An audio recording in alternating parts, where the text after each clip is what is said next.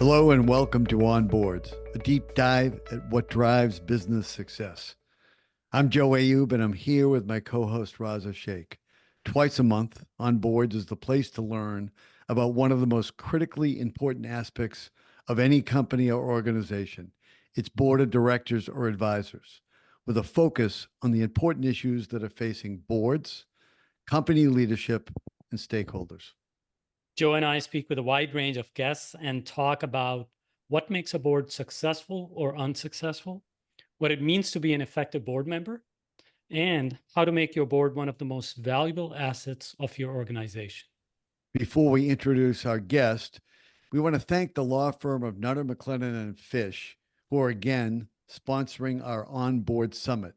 This year, the summit will take place on October 22nd in Nutter's beautiful conference center in the Boston Seaport.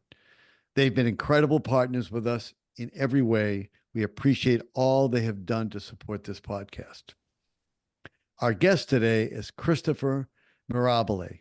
Christopher is the executive chair and founder of Launchpad Venture Group, one of the largest organized and professional angel groups in the country.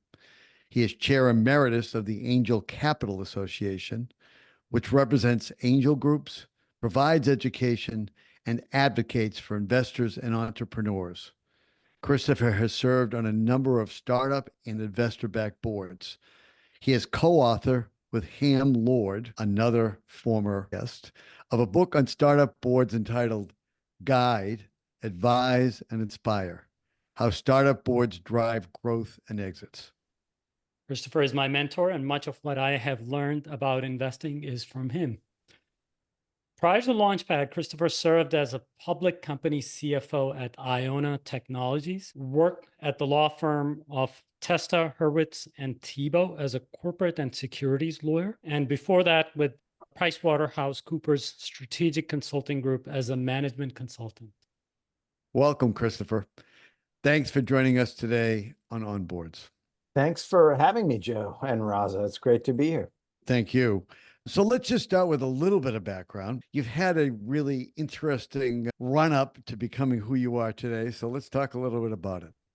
Yeah, boards have sort of featured prominently in my entire professional life. When I was a consultant with the strategy group at Pricewaterhouse, ultimately our work was commissioned by boards and delivered to boards. And those board presentations, when I was lucky enough to be in the room as a young person on the team, were some of the most high pressure situations that I ever was in professionally and left a real impression on me. I spent a year doing a major performance measurement study for General Motors, and we worked directly for the CEO of General Motors and interacted with the board quite a bit, and that left a real impression on me. And then law school was an opportunity to really study governance and some of the theories around it, which I found fascinating. And when you're a young associate at Testa Hurwitz back in the day, you do a lot of governance housekeeping and board formation and just resolutions, and you just do a lot of that. And I really had to learn the mechanics. And I spent a huge chunk of my career as a public company general counsel running a board. And it was a large board. It was a complex board. It had specific leadership on each of 3 or 4 subcommittees. That we did 360-degree performance evaluation each year. We were listed on a stock exchange in the US and in Europe. So we had to comply with both the accounting standards in Europe and in the US. That was a really formative experience in terms of what a board's like. And then when I got into the startup world, I sort of had to unlearn a certain amount of that. I'd been steeped in the theory of really heavy, serious governance boards and moved to the end of the spectrum where boards provide as much mentoring and business value as they do governance. And the startup world was a little bit of an adjustment, but the concepts are really, really similar and the value is very similar. It's great that you've had such an interesting and diverse perspective on the value of boards, and also great that you've carried it forward to startups, because not everyone involved with startups, particularly the founders, share your view. Now, I understand that the value of a board for startups is something that you talk about, that you advocate for regularly to founders and other corporate leaders. Let's talk about why in this world, as in other situations, but in the startup world, why it's important, and also, of course, how it's different. Well, we talk a lot about stage appropriate controls, and the main way in which it's different is that's where the company's at. For example, when you're pre-revenue, you don't really need a revenue recognition policy. You do once you start bringing some revenue in. So boards tend to be a little bit smaller, a little bit more nimble, and often the membrane between shareholders and directors is much thinner because you often see meaningful representation direct from the shareholder base on the board. That said, best practices are really very similar. And a lot of times when Roz and I are working on a term sheet, governance is a big part of that term sheet. And when you run into resistance from a founder, it's often really more of an educational journey than a negotiating journey to try to get them to understand the value of a board. I mean, the common sense elements are straightforward. Your investors want it and you're not going to be able to raise money without it. And why would you reinvent the wheel when you can have people who've made those mistakes before and can help you avoid wasted time and wasted resources? But it's quite a bit more subtle than that. There's really a significant value in the board's network, their contacts, their knowledge of things like scaling sales, how to hire. A lot of times when I'm working on a board with a first-time CEO, one of the things I'm trying to teach her or him is just how to hire good people and how to not be afraid to hire someone who's smarter than you or better than you as a direct report. And that's just one of many examples of how a board can really help a startup get where it needs to go faster. Often where the resistance comes from, it's really two things. One, it's ignorance, and the other is fear. The ignorance often comes from sort of shoot from the hip advisors who may or may not really have any skin in the game, who say to a founder, oh, you don't need a board right now. You can get a board later. The board's going to need to be redone when the VCs come in anyway. Well, of course, not every company is a good fit for institutional capital. There may not be a VC round. And of course, there's a tremendous value in having the board. But that's often music to the ears of a founder who's a little bit intimidated by the idea of a board. They're already giving a significant chunk of their company away. They've taken a tremendous amount of reputational risk and opportunity cost to start this startup. And the idea that people they don't really know could fire them, affect their compensation, affect their equity, push them around, tell them what to do. A lot of people look at that and they're very threatened by it. A big part of what Roseanne, our partner, and I do is help them understand that the management team is responsible for the strategy of the company. The board is just there to help. And if you go into a relationship with your board, it's sort of like intellectual partnership where you bring the courage to admit you don't have all the answers and you really seek to draw the wisdom out. Even a first-time founder can have a really, really beneficial relationship with a board. They just have to get out of that fear mentality and into a work together mentality. What a great way to think about it, though.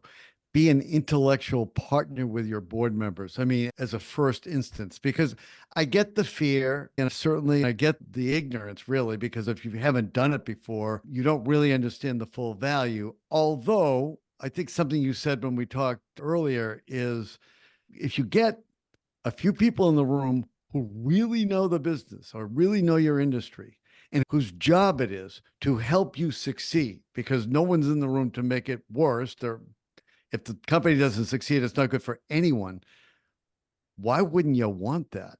Why wouldn't you want all the help, assuming it's good help? And obviously that gets back to who's on the board and all that. But assuming good people, why wouldn't a leader, especially a first-time CEO who's never done this job, and it's not an easy job, and they're giving away so much and they have so much in the line, why wouldn't they want all the help they can get? If you take a CEO who's not good enough and he or she Mm. fails at his or her job. From their perspective, that was their failure. They didn't measure up. They're not good enough.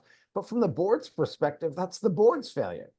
They were Mm. supposed to coach that person. They were supposed to develop that person. They were supposed to augment that person to the extent they had certain kinds of weaknesses. So yes, at law, a board is responsible for evaluating the effectiveness of a management team, but they're also responsible for making that management team successful to the extent they Right. can, particularly in early stage companies, less so with later stage. But if you show me a CEO that's failing, I'll show you a board that's failing to support that CEO properly and develop him or her. So there really isn't anything to be afraid. We all get into that canoe together at the top of the whitewater. And once you get in and you start down those Yeah. rapids, we're all on the same team. Is it different as the company gets older, more mature? I mean, do the founders or do the CEOs rather learn to understand that a board can be, as we say in our opening, one of the most valuable assets of your company? It really depends. I think a lot of CEOs do become more comfortable, and you're certainly sweating your armpits less on your 100th board meeting than on your first. So there's a certain amount of comfort that grows. But Raza and I have seen mid-career 40, 50, 60-year-old CEOs who oversold what was going to be possible and are Mm. clearly not delivering. And they get into a model where they're trying to bullshit their board, and they're not comfortable and confident enough to say, you know what, my thesis was wrong and it isn't working, and we need to come up with a better strategy here, and I'm working on it. Here's what I'm thinking. What's your reaction? So there are some CEOs who never get it. It never clicks. And they're not able to really harness the power of a board. And I think there's a tremendous overlap between them and CEOs who aren't terrifically good, frankly. I think they're almost congruent circles. How do you, over time, help them understand that, as you put it, the board can be a partner with you, that this group of people can help you figure out the stuff? No CEO knows everything. And especially when you're starting a company, there are more knowns than there are knowns, probably. How do you help them understand? And obviously, some people are going to reject it no matter what because they just don't want to do it or they're afraid, as you said. But what do you say to them, and how do you go through that exercise with CEOs, whether they're first time or not? If I take a board seat, I tend to form a relationship with the CEO, typically talking to him or her every other week for a few minutes, because I don't want to be anywhere near the blast radius of a startup that fails. So I want to make sure that this company is going to succeed. Yeah. And so I think that relationship where you stay really current and you develop a comfort level with someone and you create a little bit of space to talk to each other in a non-charged environment where I can ask questions about life-work balance and what's stressing you out right now. And you develop a real comfort level. But a lot of what I do on calls like that are mentoring and development kinds of things. There are different kinds of mentors. Raza and I believe there are three primary categories: mentors who really are knowledgeable about your industry, mentors who are just generally really good at scaling and building startups and building companies, and mentors who really care about you as a person and your development as a leader. When you are on a board, especially a first-time CEO who is struggling to get it and struggling to read all the dials in the cockpit at once and not crash the plane into the side of a mountain, you end up switching hats. Often, if you're not an expert in the industry, you use your contacts to find someone who is, or make sure that that blind spot's addressed. But a lot of what you're doing is mentoring and coaching and helping them grow as a person and understand. A lot of times, it's as simple as going, well, what do you want the outcome to be? You want consensus that this is the right way to go forward? Well, let's unpack that and talk about how that consensus gets built. The foundation is information sharing. And then it's an opportunity for everyone on the board to feel seen and feel heard. And this thing is going to get discussed. People don't like surprises. And you can work with them and put together a plan to have a conversation and basically help them become a leader. Yeah. And a great CEO learns how to get their board to help them with the bank shot. The board provides the rubber the ball bounces off of. Right. I love the analogy. And Christopher, I'll add two things to that. One, we always recommend the executive session as a best practice to always do that. And at the end of that, one of the board members or lead director is designated to provide feedback to the CEO as a step that's kind of similar to how you said the establishing the relationship with the CEO. The other, experimentally, we've now also started training new CEOs that are onboarded about boards and our board training. We'll talk a little bit more about it as well, but just simply training them what the board is about is also a very, very helpful step.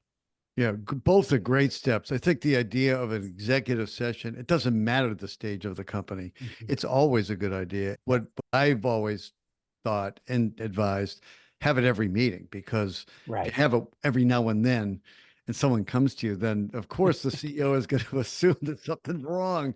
So why are you asking me to leave the room now? A really effective tool for those, you know how they say when you're arguing with your significant other, you're not accusatory, you did this, you did that. You talk about how it makes you feel or whatever. A great way to give feedback after an executive session is, hey, let's just do a little case study here. In the meeting, you said this. Here's what they heard. And then it's not an in-your-face criticism. It's just helping them understand how they're being perceived and how their choice of words and their manner of speaking and their style affects the impact of their communications. And I find that you have to know your boards and know how to read a board and understand, but I think that can be a very effective non-confrontational way to give quick feedback to a CEO. Yeah, the way you deliver a message is everything. I mean, the substance is important, but the delivery is often what makes it either successful or not. So let's talk about board composition. I think you mentioned when we talked before that your favorite configuration is 2-2-1, which for those people listening, two from ownership, two from investors, and then one independent.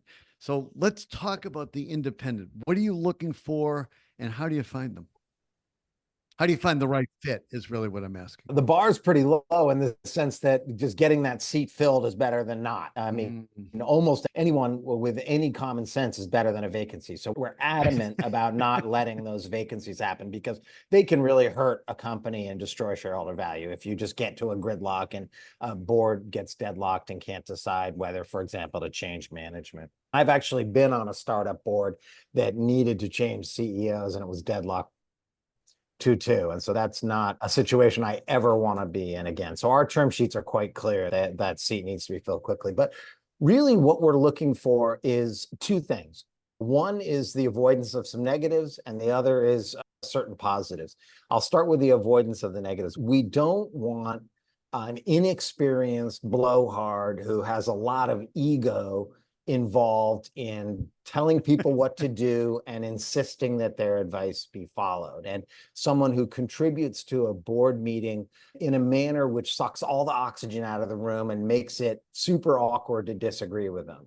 We're looking for someone who has a little bit of experience, understands boards are a working thing, and that startups are an imperfect science, and they're not going to be a disruptive or difficult board member. That's the kind of the key negatives that we're looking to avoid. In terms of the positives, really, we want someone who understands the industry dynamics, understands the players, knows who the company and the CEO should be talking to, and has that bigger perspective, who can put the day-to-day operational challenges of the company into a broader industry context, and then ultimately make introductions when it's time to find additional investors or exit the company. So all we need is a well-behaved genius. It's easy.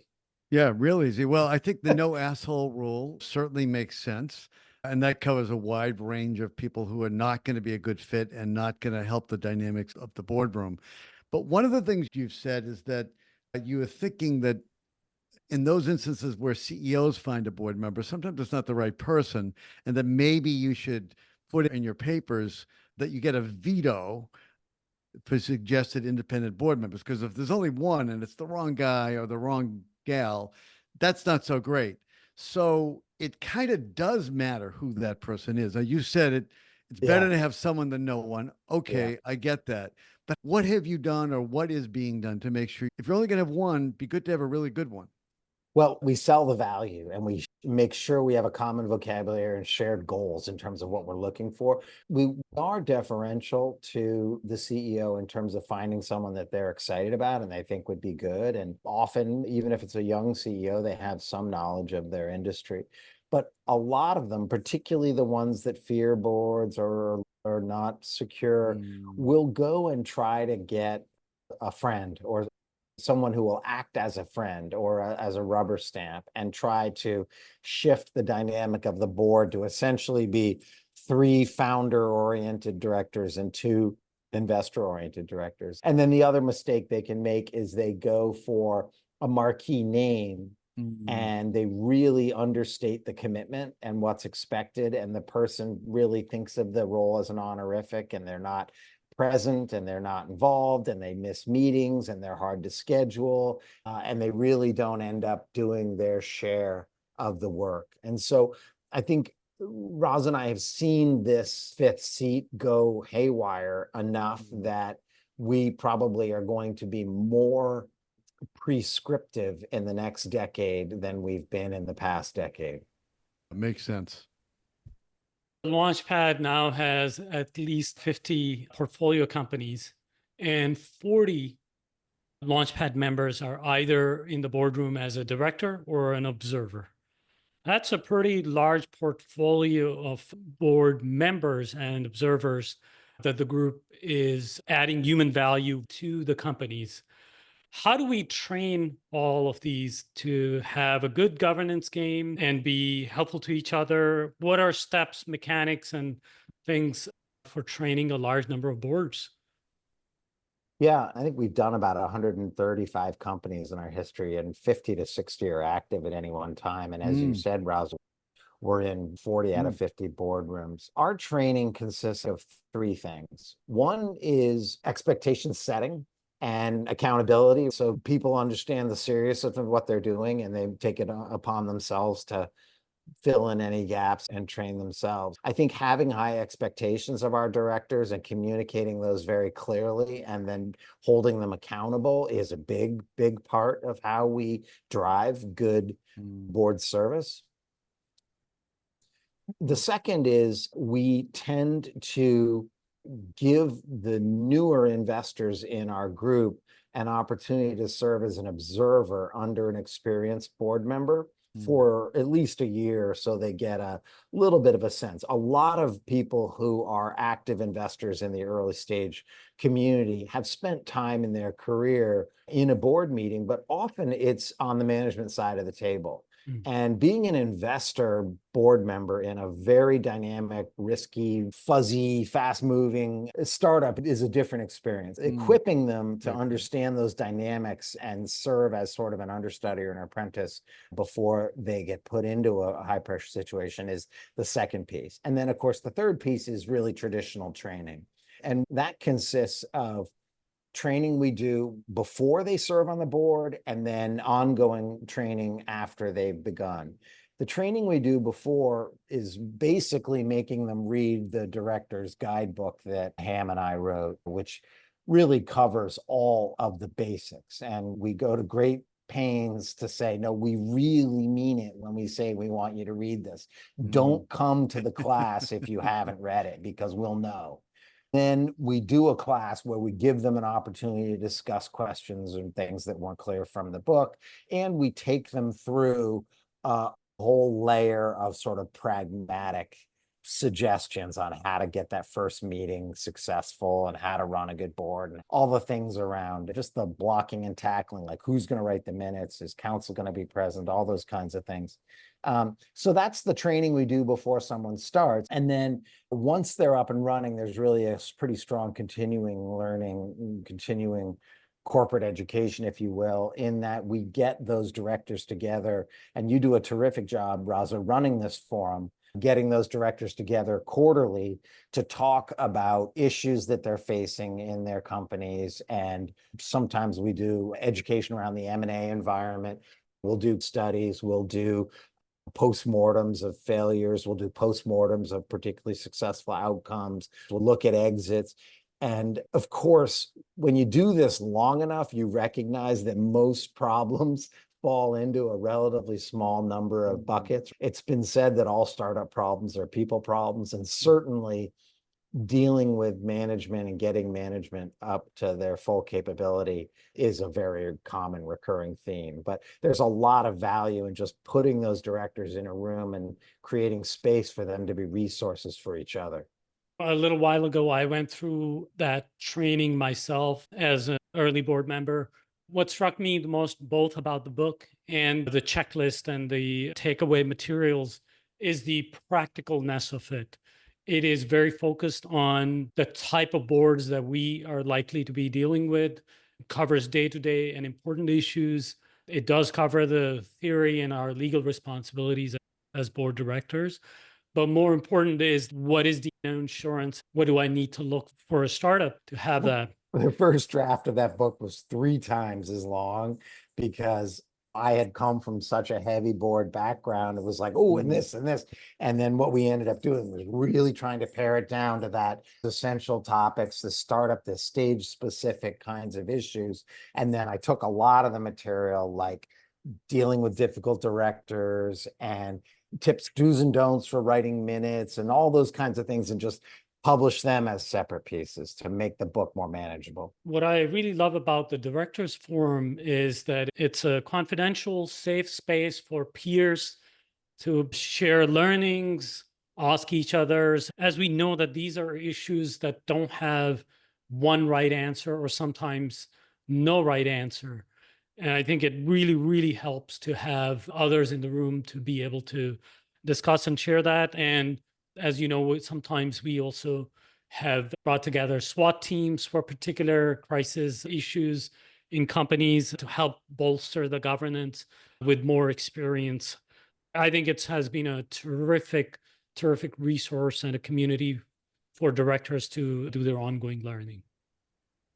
Can you talk a little bit about the overboarding issue with investor board members? I mean, it's true for every board, but in the investor world, there may be some issues that are even more prominent, I guess.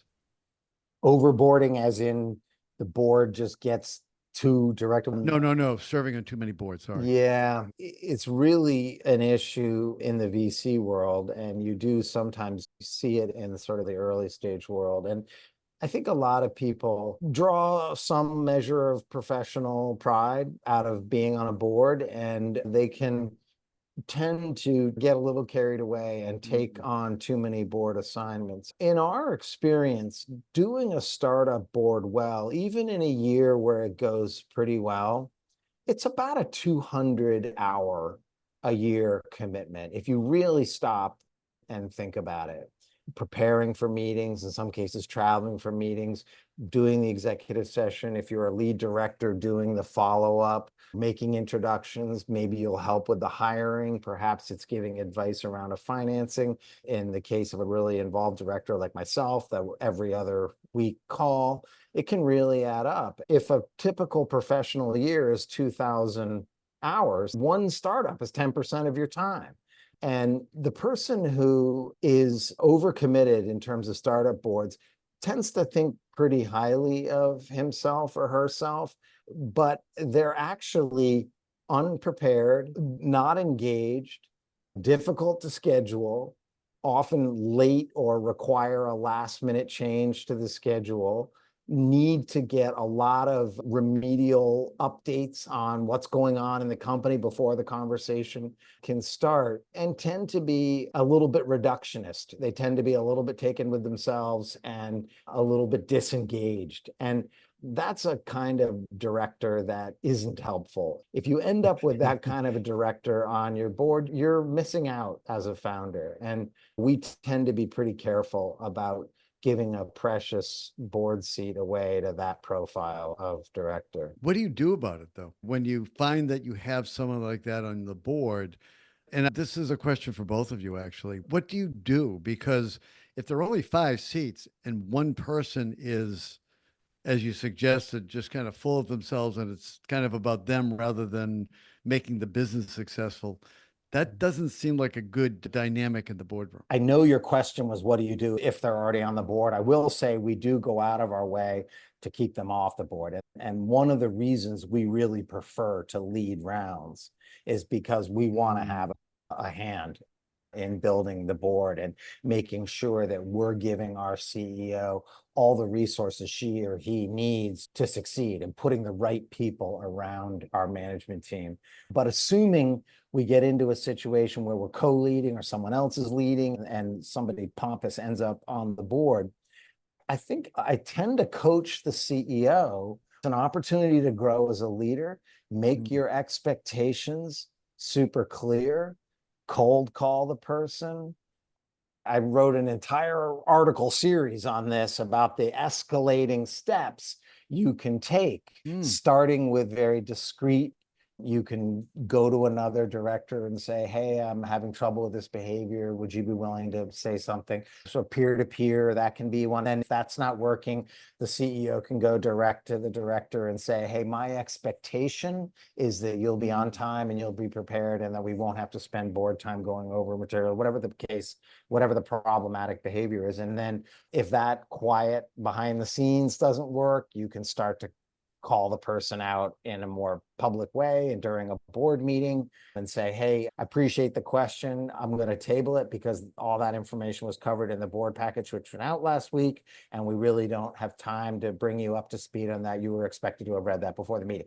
That's pretty embarrassing to that type of director. Yep. And then ultimately you can escalate all the way into just saying, look, I need to get all 5 cylinders firing to get the horsepower I need to get this startup rolling down the road as fast as it needs to. And I feel like this board isn't a good fit for where you are right now. And we need a little bit more. We're going to go in a different direction and just get rid of the person. Life is too short to suffer with the wrong people in your boardroom. Amen. I'll just add, as Ron Wiseman says, to remind them that being on a board is not an honorific position. It is a real job. It is a real responsibility. And you only take that up if you are going to do that. One of the things that's worth pointing out, of course, is that if you are, let's say you're on 3 boards, which isn't that extreme, that's 30% of your time, assuming none of the 3 companies are in crisis.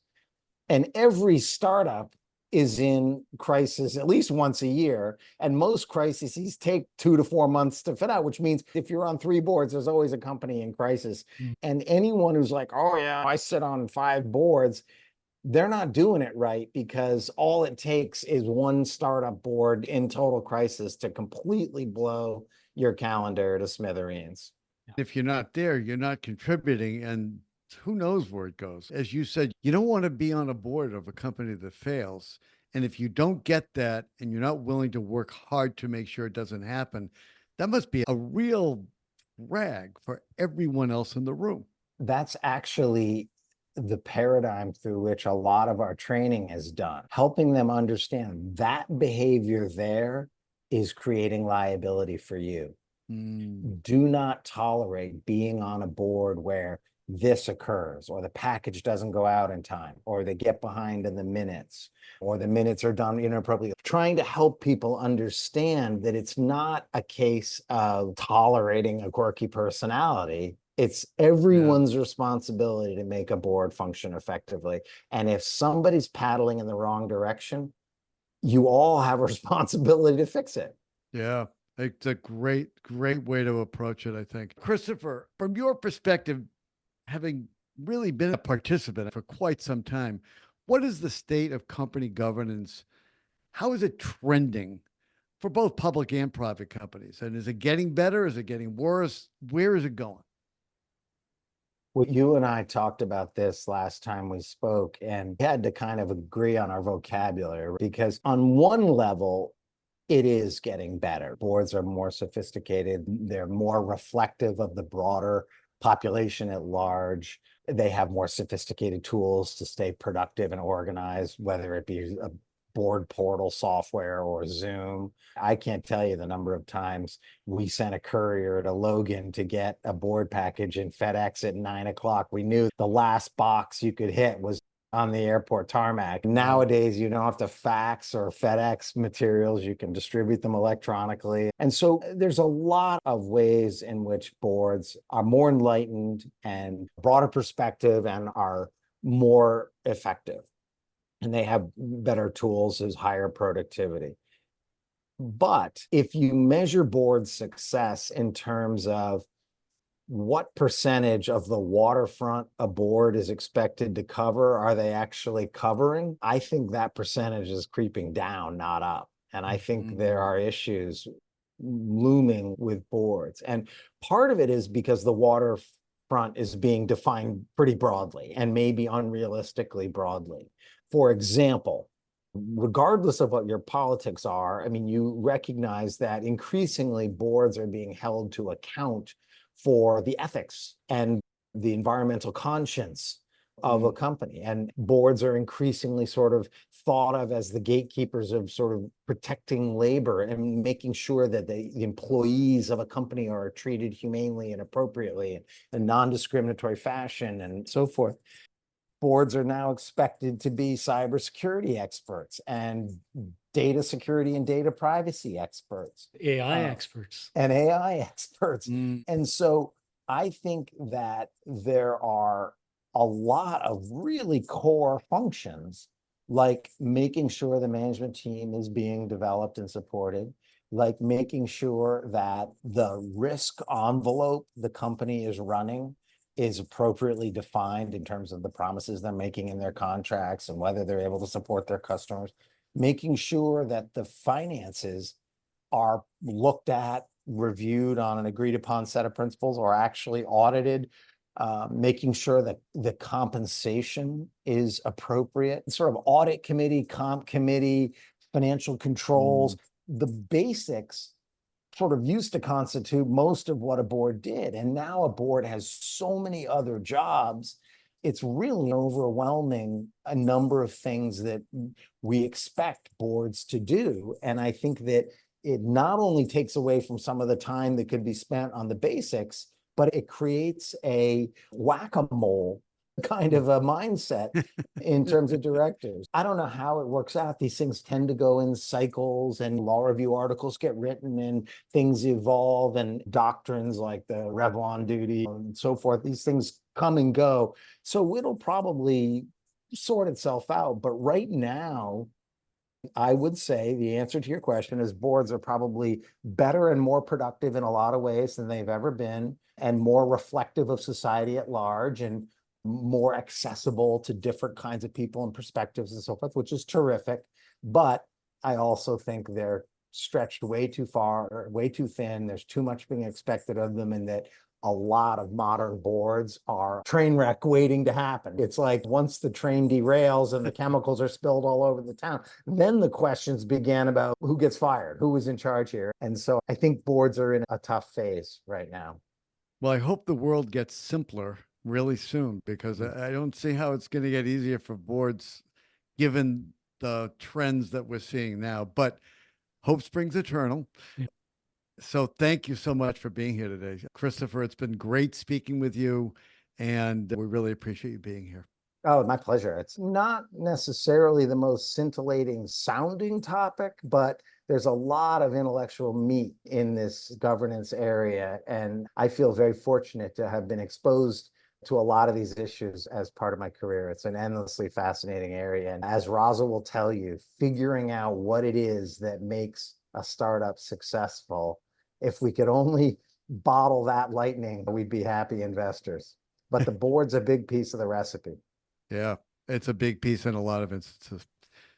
And thank you all for listening to On Boards with our guest, Christopher Mirabile. Please visit our website at onboardspodcast.com. That's onboardspodcast.com. We'd love to hear your comments, suggestions, and feedback. And if you're not already a subscriber, please be sure to subscribe at Apple Podcasts, Spotify, or wherever you get your podcasts. And remember to leave us a 5-star review. Please stay safe and take care of yourselves, your families, and your communities as best you can. We hope you'll tune in for the next episode of On Board. Thanks.